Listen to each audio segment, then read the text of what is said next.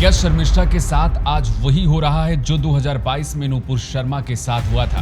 ये सवाल आज देश के हर कोने में गूंज रहा है कि क्या शर्मिष्ठा की गिरफ्तारी सिर्फ तुष्टीकरण और अपने वोट बैंक को खुश करने का नतीजा है, या शर्मिष्ठा का जुर्म ही इतना बड़ा था कि उसे ममता की पुलिस रातों रात 1500 किलोमीटर दूर गुरुग्राम से गिरफ्तार कर लेती है, वो भी ऐसे जैसे कोई खूंखार अपराधी हो।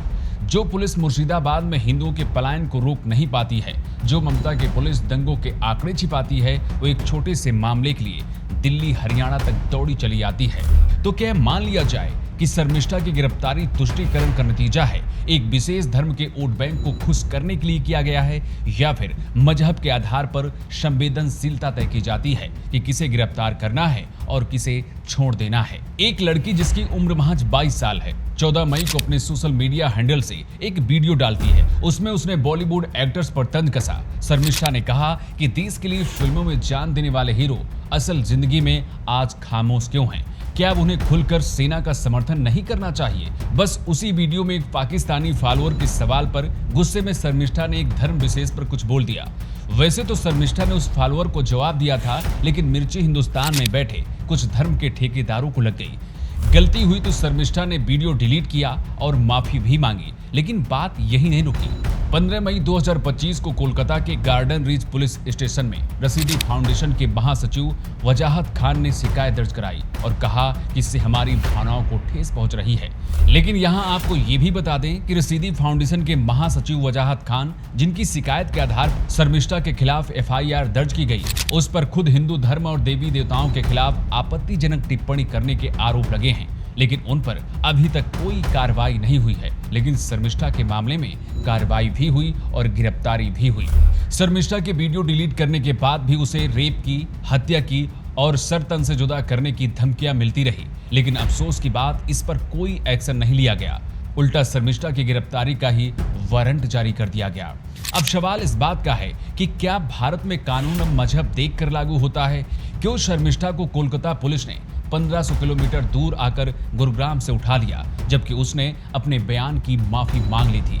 क्या डर इस बात का था कि कहीं कुछ तुष्टीकरण समर्थित लोग नाराज न हो जाएं? सवाल ये नहीं है कि शर्मिष्ठा ने क्या कहा, सवाल ये है कि वही चीज अगर कोई और कहता, किसी और मजहब का होता, तो क्या इसी तरह गिरफ्तारी होती? क्या उसे भी ममता की पुलिस 1500 किलोमीटर जाकर कुछ इसी अंदाज में गिरफ्तार करके लाती? क्या अब एक देश में दो तरह के कानून चलेंगे, जहां एक की गिरफ्तारी होगी और दूसरे को मजहब के आधार पर छोड़ दिया जाएगा?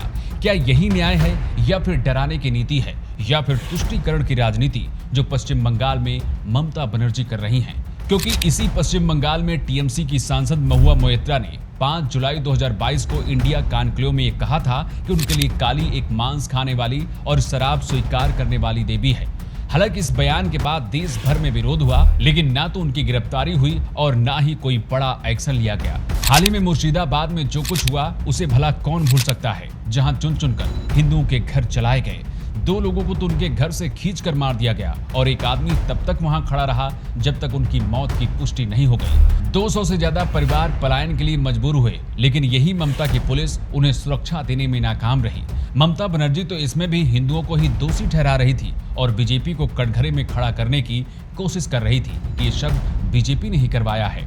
लेकिन शर्मिष्ठा के मामले में यही ममता की पुलिस जेम्स बॉन्ड बन चुकी है और उसे गिरफ्तार करने 1500 किलोमीटर दूर गुरुग्राम आ जाती है और उसे ऐसे खींच कर ले जाती है जैसे कोई उसने बहुत बड़ा जुर्म कर दिया है। जो हाल आज शर्मिष्ठा का है, कुछ ऐसा ही हाल साल 2022 में नूपुर शर्मा का था।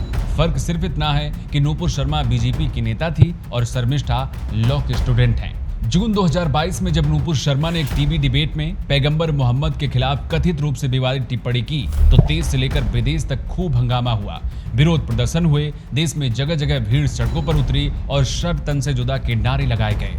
इतना ही नहीं, कन्हैया लाल और उमेश कोले की हत्या सिर्फ इसलिए कर दी गई क्योंकि उन्होंने नूपुर शर्मा के समर्थन में पोस्टर शेयर किए थे।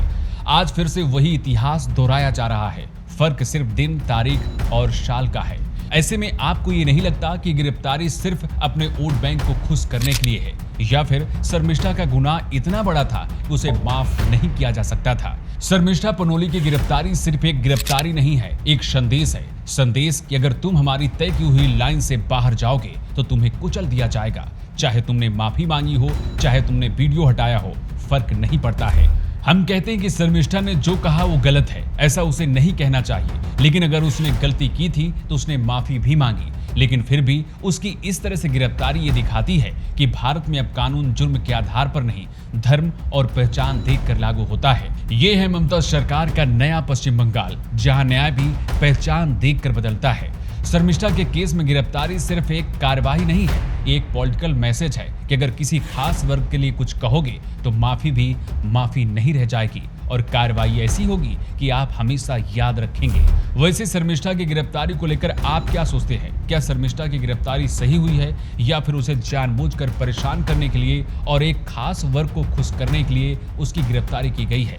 आप हमें कमेंट बॉक्स में लिखकर बता सकते हैं। नमस्कार।